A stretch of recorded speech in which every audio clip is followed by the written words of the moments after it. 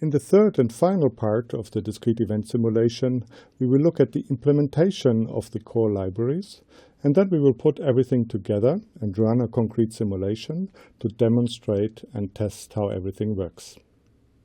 All we have left to do now is to implement the simulation trait. The principal idea is to keep in every instance of that trait an agenda of actions to perform. The agenda would be a list of simulated events, and each event would consist of an action and the time when that action should be produced. We sort the agenda list in such a way that the actions to be performed first are in the beginning. That way we can simply pick them off the front of the list to execute them. That leads to the following start of the implementation of the trait simulation. There's a type action that takes an empty parameter list to unit. Then we would have a class of events. For convenience, we make it into a case class. That way it's easy to pattern match on. That an event would have a time when it should be executed and an action which gives us the function that should be executed.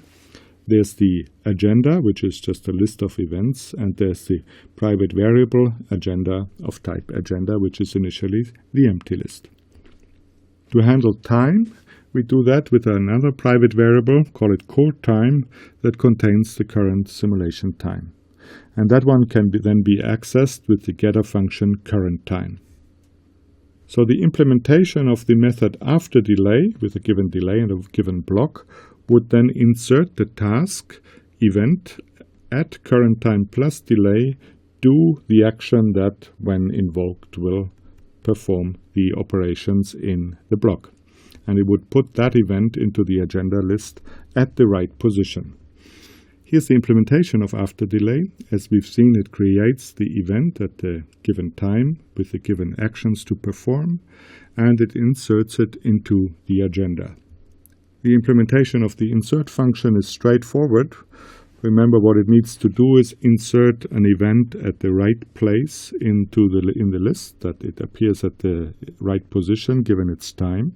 So we do that by doing a pattern match on the agenda.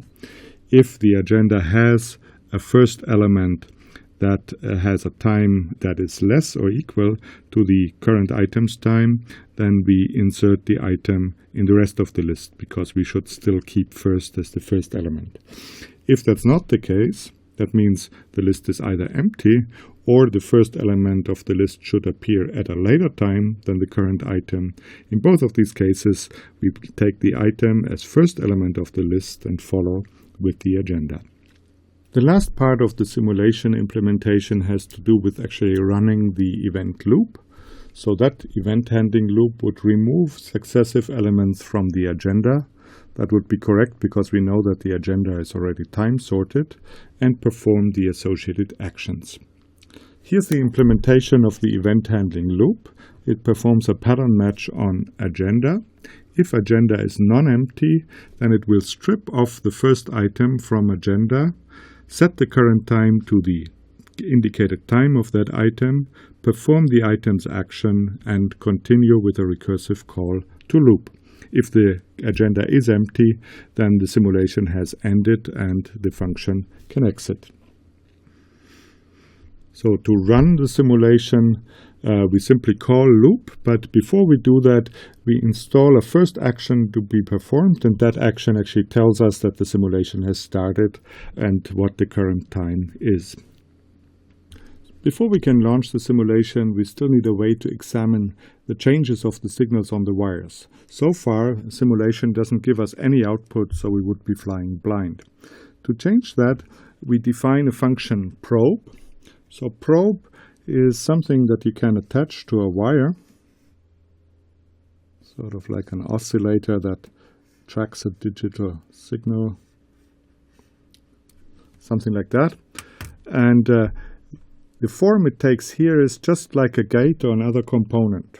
So probe takes the form of a component, much like an AND gate or all the other components in the system. Here's the function probe. You attach it to a wire. It has a name that is typically the name of the wire.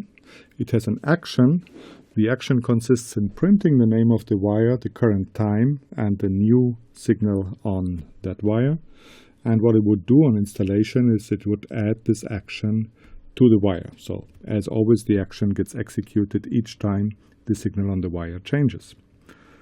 What the example also shows is a neat feature of Scala in string formatting. So you can write a string like this. You prefix it with an S, which means it's a standard string interpolator. And then you can write anything you want to embed in the string with a dollar and the name of the thing that you want to embed.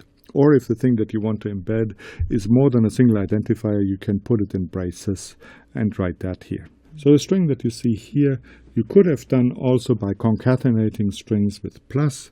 It would look something like this: name plus a space plus current time plus value equals plus wire dot get signal. The two would print to the same string, but of course the first one is far easier to understand what actually gets embedded where in the string than the second version that relies on string concatenation. The last thing we have to do before we can start the simulation is define all the technology-dependent parameters. Remember that our gates used constants, inverter delay, AND gate delay, and OR gate delay, which were abstract on the level of basic circuit simulations. We need to define them to fit the technology that we use in the simulation. A convenient way to do that is to pack them all in a separate trait that can then be mixed in the actual simulation object. So you could define a trait parameters with the delays, and then your actual simulation object would extend the circuits class with parameters. If we look at the class diagrams, then there would be another trait called parameters that gets inherited from the concrete simulation objects. Let's try out a concrete simulation. Before we do that in a worksheet, let's take a tour of the classes that we've seen so far. So there's first the simulation class that you have seen here with its action type, its event type, and the simulation API, which consists of the method after delay, run, and current time. You then have the level of gates, where we have the three delays as abstract methods, so these need to be filled in later on. And we have the definition of the wire class that you have seen, and then of the gates, inverter gate, AND gate, and OR gate. And we also put, for convenience, the probe method on that layer. Finally, we have the layer of circuits, which contains things like the half adder that you have seen and the full adder. And the last part is parameters, which is the trait that fixes the technology-specific constants. So here we have taken 2 for inverter delay, 3 for the AND gate delay, and 5 for the OR gate delay. With all that in place, let's launch a worksheet that does a concrete simulation. So I create a new Scala worksheet, call it test. What I need to do is first create an object for the actual simulation. So that would extend the circuits that I have defined so far and would mix in the parameters. I import everything in that object for convenience. And then I can get started by creating some wires for a half adder. Let's call them in1, in2, and the output wires would be sum and carry. So that would give us 4 wires that we see here. We next connect these wires with a half adder. So we write half adder in1, in2, sum, and carry. And to see something, we put probes on the 2 output wires. So we would have a probe sum on the sum wire and a probe carry on the carry wire. So that already gives us immediately the values of the wires. Sum and carry would both be false. That's a side effect of immediately executing an action once we install it. And the action of the probe is simply to print the current value of the wire.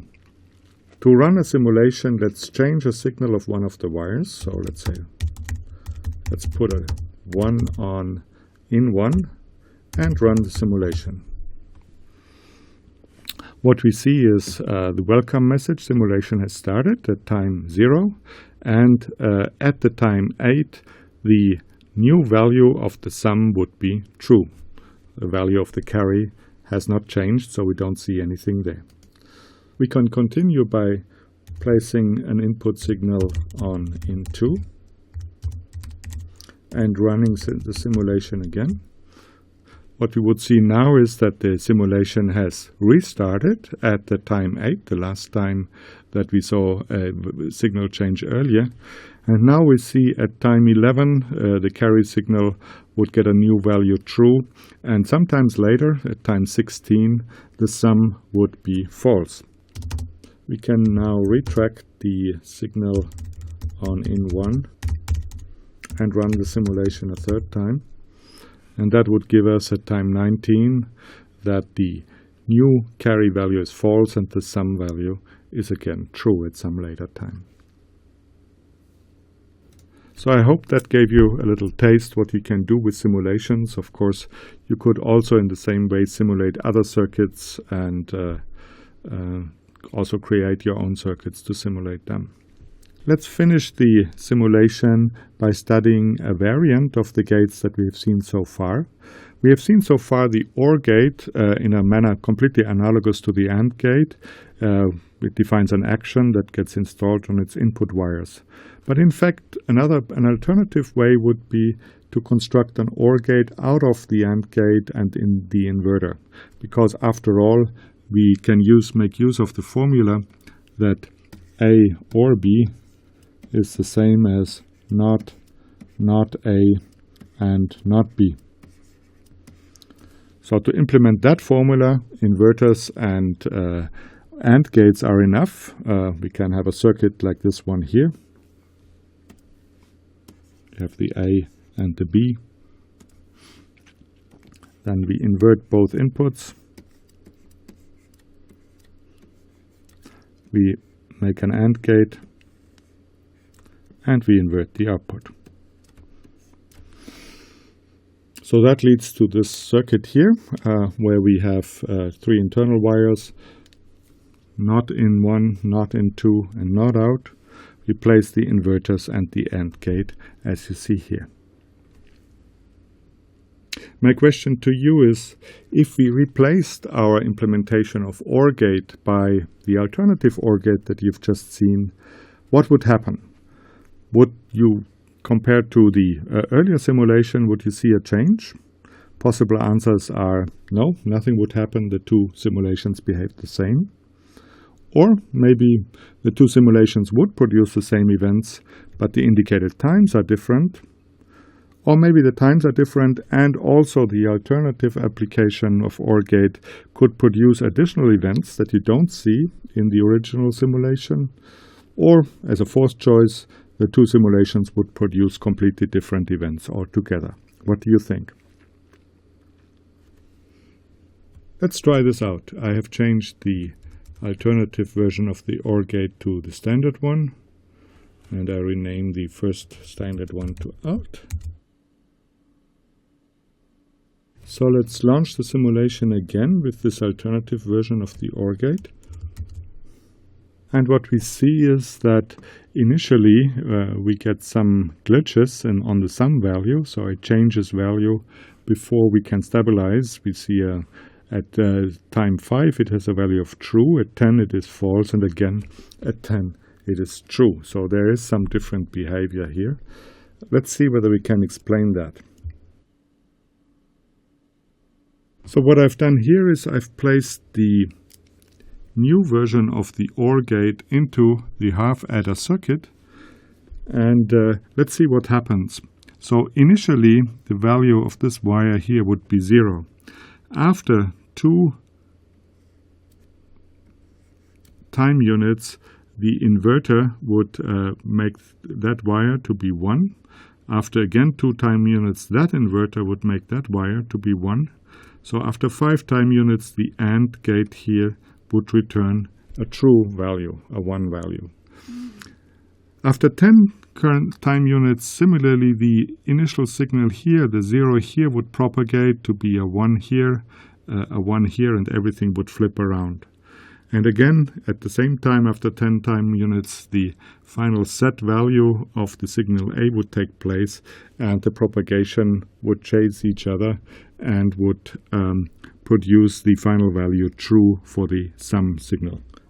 So the moral of this is that in these circuit simulations, you have to give it some time to let the circuit stabilize itself. That's also true for the actual simulations. So the initial results here can sometimes be misleading.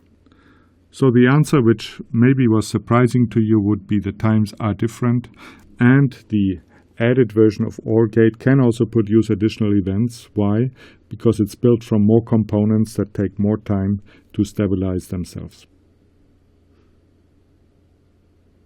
So to summarize, we've seen that adding state and assignments makes our mental model of computation more complicated. In particular, we lose the property of referential transparency, which says that it doesn't matter whether we use a name or the thing it refers to. You've seen with the bank account example that it matters quite a lot whether we refer to an existing bank account or we create a new one. The other thing that we lose is the substitution model, so we do not have anymore an easy way to trace computations by rewriting. On the other hand, assignments allow us to formulate some programs in an elegant and concise way. We've seen that with the example of discrete event simulation, where a system was represented by a list of action, and that list was a mutable variable. It changed during the time of simulations. The effect of the actions when they're called would in turn change the state of objects, and they could also install other actions to be executed in the future. You've seen that in this way, combining higher-order functions and assignments and state led to some very, very powerful techniques that let you express fundamentally complex computations in a concise and understandable way. So in the end, it's a trade-off. You get more expressiveness that helps you tackle certain problems in a simpler way, but on the other hand, you lose tools for reasoning about your program, referential transparency, and the substitution model. So I guess the moral would be that you should stick to the purely functional model whenever you can, and you should use state responsibly when you must.